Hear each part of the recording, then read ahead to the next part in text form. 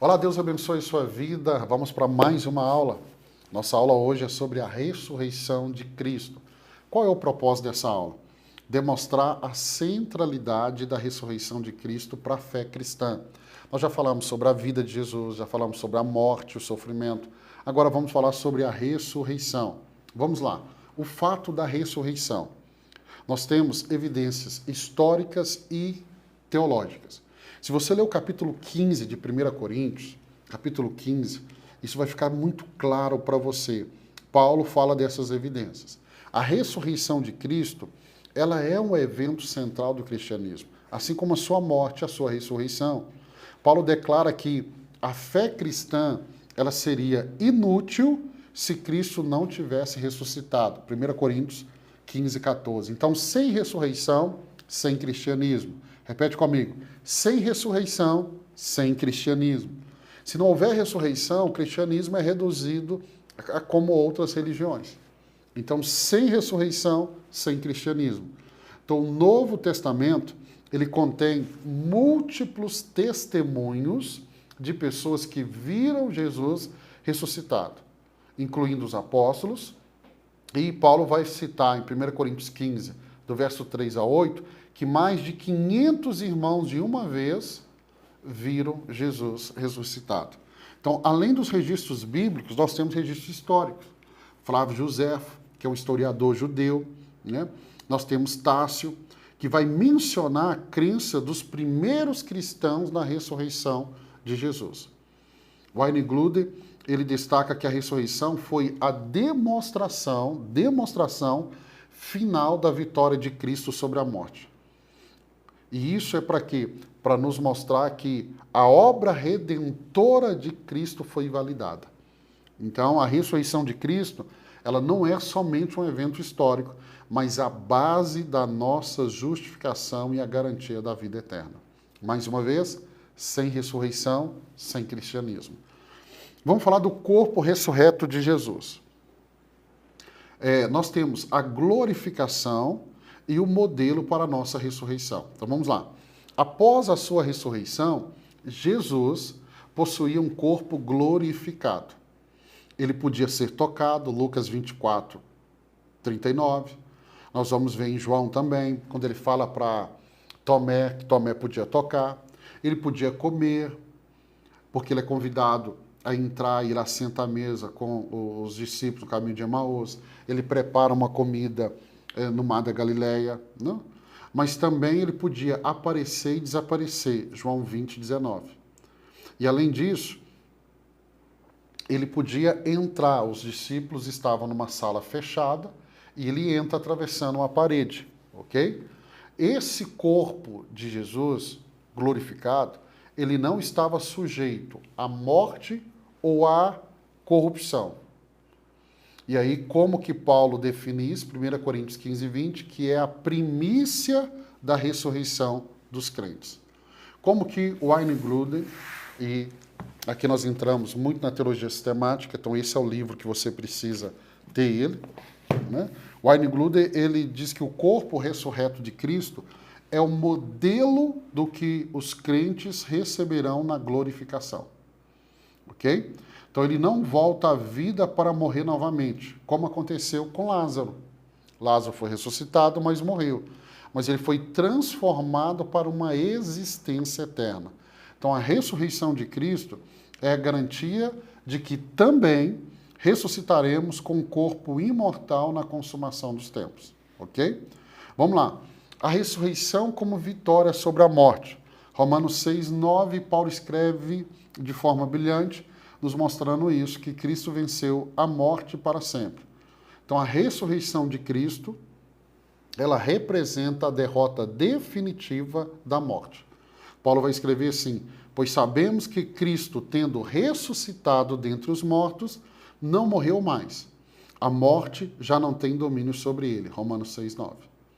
Então, o que eu preciso entender é que a ressurreição de Cristo é o cumprimento da profecia de Isaías 25, 8. Onde Deus promete destruir a morte para sempre. Tanto que Paulo vai comparar a morte como o último inimigo a ser vencido por mim e por você. Ok?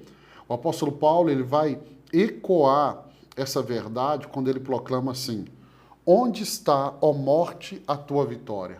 Onde está, ó morte, o teu aguilhão? 1 Coríntios 15, 55. O Wayne Grudem, ele vai explicar que a morte é o último inimigo a ser vencido e que Cristo já garantiu essa vitória. Então a ressurreição nos liberta do medo da morte e nos dá esperança na ressurreição futura. Aqui está um ponto que todo cristão precisa entender. Essa aula ela é importante para todo cristão. Parabéns por você estar aqui assistindo essa aula. Deixa eu falar sobre a ressurreição e a justificação. Romanos 4, 25 nos fala que isso é garantia da nossa salvação. Então, a ressurreição de Cristo, ela está diretamente ligada à justificação dos crentes.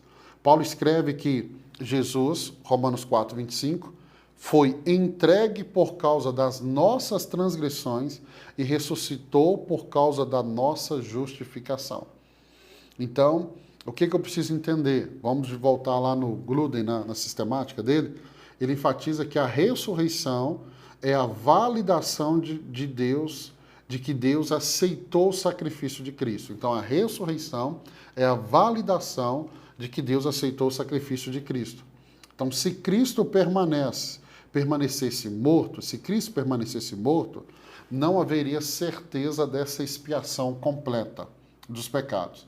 Porém, ao ressuscitar, Deus está declarando que a obra redentora estava concluída e aceita.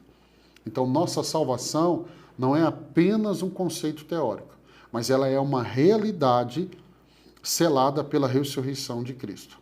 E o que tem a ver a ressurreição com o reino de Deus? Ok? Nós vamos ver que a inauguração do reinado eterno de Cristo com a ressurreição.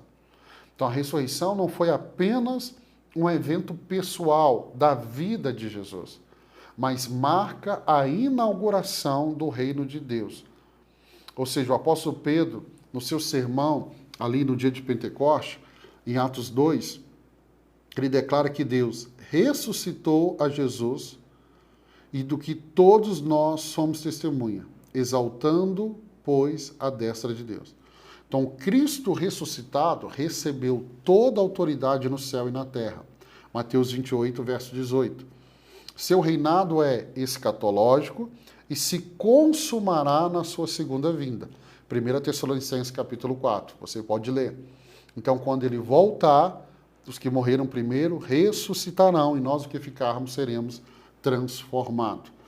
Então, Jesus, ele vence a morte, ok? E ele reina soberano sobre todas as coisas. Então vamos entender, a ressurreição confirma que Cristo é Rei e Senhor. E o seu reinado é sobre a igreja e sobre toda a criação.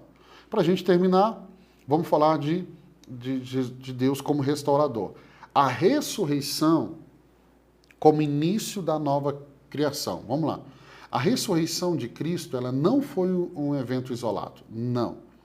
Mas o começo da restauração de todas as coisas. Paulo ensina que Cristo é as primícias da ressurreição. Cristo é a primícia. Se ele é a primícia, o primeiro, tem outras ressurreições após de Jesus. Então ele está indicando que sua vitória é o primeiro passo para a renovação de todo mundo. A ressurreição de todos aqueles que creem nele. Apocalipse 21, 4 declara que Deus enxugará dos nossos olhos toda lágrima e a morte não existirá mais. E por que ela não existirá? Por causa de Jesus, porque ele a venceu. Então, o Wayne Grudem, ele vai reforçar que a ressurreição de Cristo aponta para um futuro onde toda a criação será restaurada e redimida. Né? Então, eu preciso entender isso, ok? Que a ressurreição, ela nos dá esperança não apenas para a vida após a morte, mas para a transformação final da ressurreição. Então, o que vimos hoje?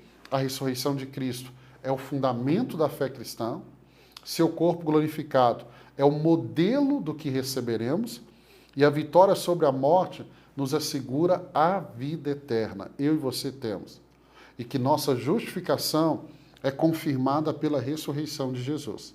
O reino de Deus, ele é inaugurado e será consumado, e Deus restaurará todas as coisas por meio de Cristo. Então, terminamos nossa aula sobre a ressurreição de Jesus, e uma vez que falamos sobre a vida, ministério, morte, ressurreição de Jesus, amanhã vamos falar da ascensão de Jesus. Deus abençoe sua vida. Se Deus permitir, eu te encontro aqui amanhã para mais uma aula.